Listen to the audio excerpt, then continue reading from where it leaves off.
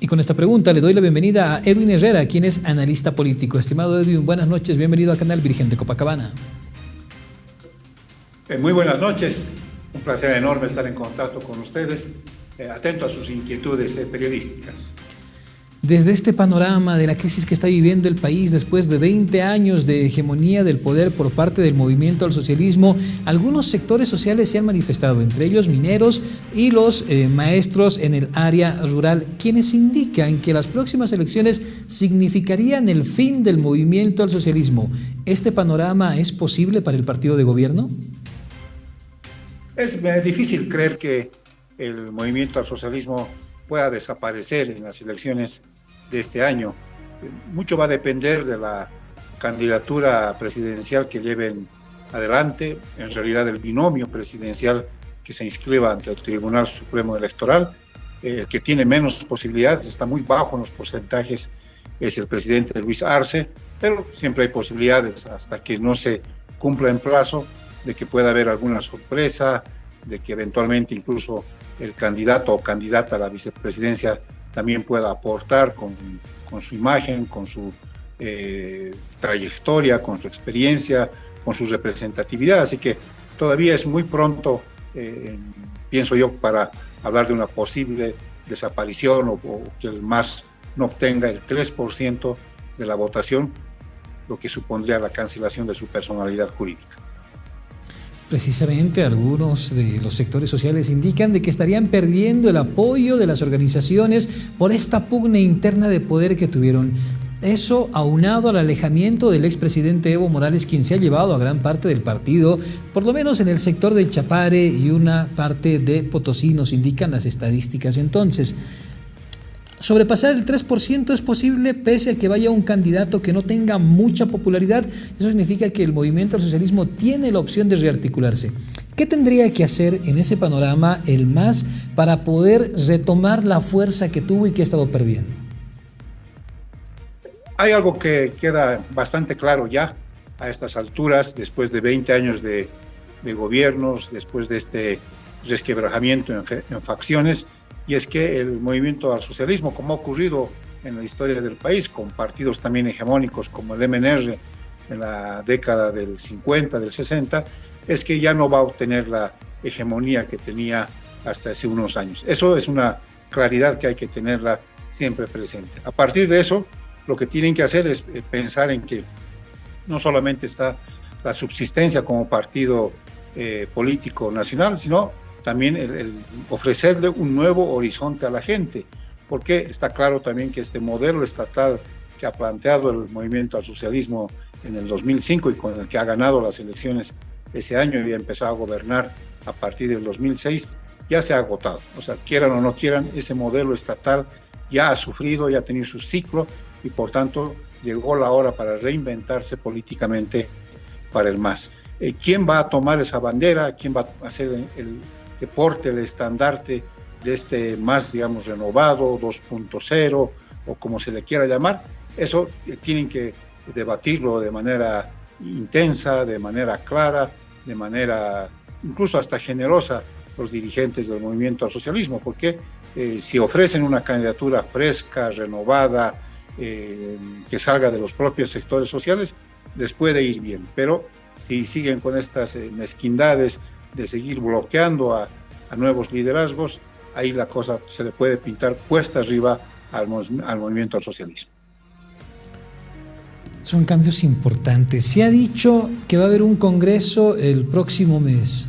Ya se ha anunciado que va a haber una reestructuración del partido como tal. Entonces, esto también significa que el movimiento al socialismo se está transformando para tratar de recuperar un poco la popularidad que tenían. ¿Qué le sirvió al MAS al principio?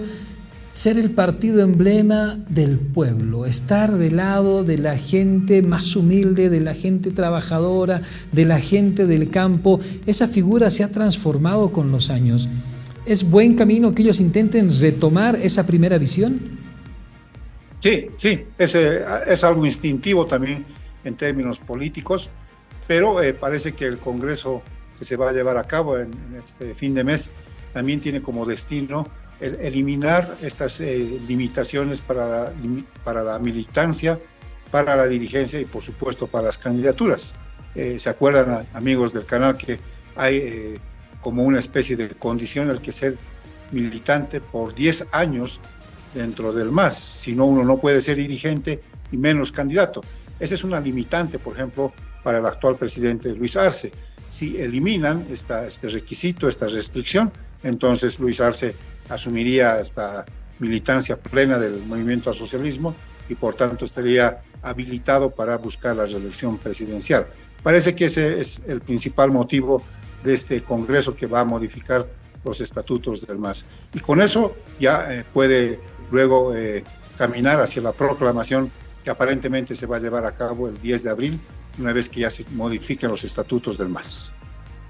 Ya se ha dicho, de repente ya hablando de la proclamación, no lo ha dicho el propio Andrónico, pero sí lo han dicho quienes son sus allegados, que él, por más que lo postulen dentro de las filas del movimiento al socialismo, no va a ser candidato por la sigla, sino más bien se buscaría la manera del impulso de que pueda acompañar tal vez al expresidente Evo Morales.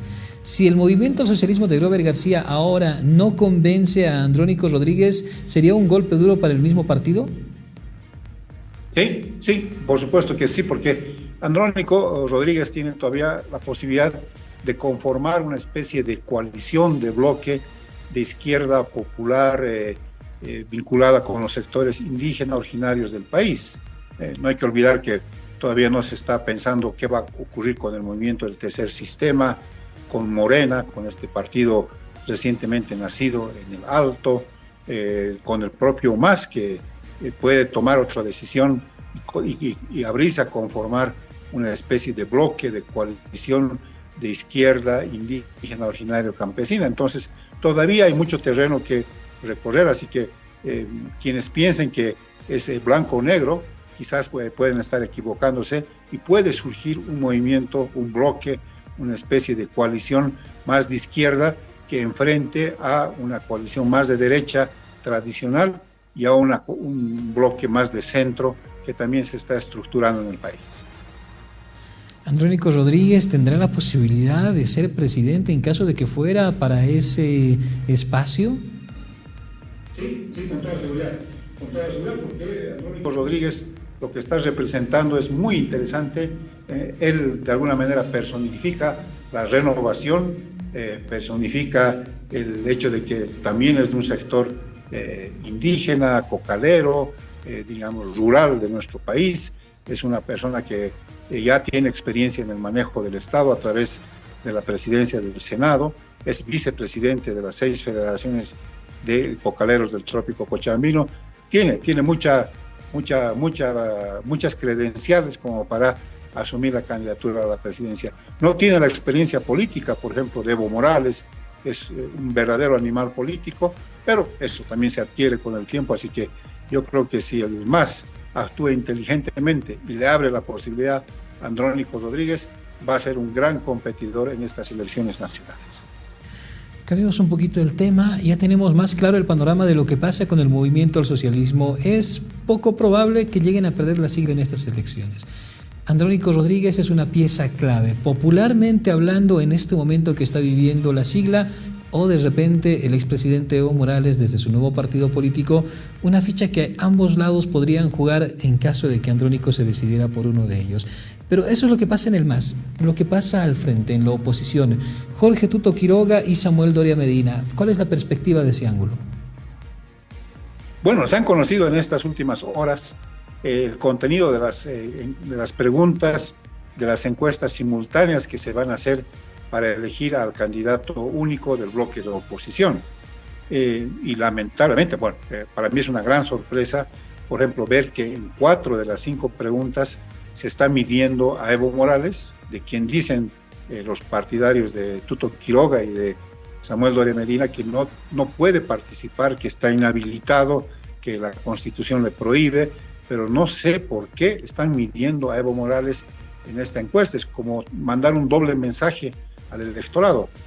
Está inhabilitado, no puede participar, pero lo están midiendo en la encuesta que están haciendo, que se va a hacer en estas próximas horas. Y también en esta encuesta se están midiendo al presidente Luis Arce, a Andrónico Rodríguez, a Manfred Reyes Villa y a Chi Yun-chung, que tampoco son parte del bloque de la oposición. Ellos están por fuera de ese esquema. Entonces, si están buscando al candidato del bloque de oposición, ¿por qué se mide a estos personajes que en algunos casos son del oficialismo y en otros casos no pertenecen al bloque opositor? Ahí me parece que hay un error de cálculo o hay una intencionalidad política para luego utilizar esos datos, me imagino, con fines ya proselitistas. Es importante de repente ese análisis que usted hace porque les podría servir a manera de una encuesta oficial, entre comillas, de una posible visión de lo que van a ser las elecciones. Estimado Edwin, muchísimas gracias por su tiempo, de verdad, y por dejarnos el panorama más claro en este tablero político que estamos jugando. Quedamos atentos a una próxima comunicación. El agradecido, como siempre, soy yo, así que a la audiencia del canal, del programa, del noticiero, un gran abrazo y muchísimas gracias. Son temas sin duda apasionantes y estuvimos en conversación con Edwin Herrera, quien es analista político, hablando de esto, que lo estamos denominando así, el tablero político de cara a la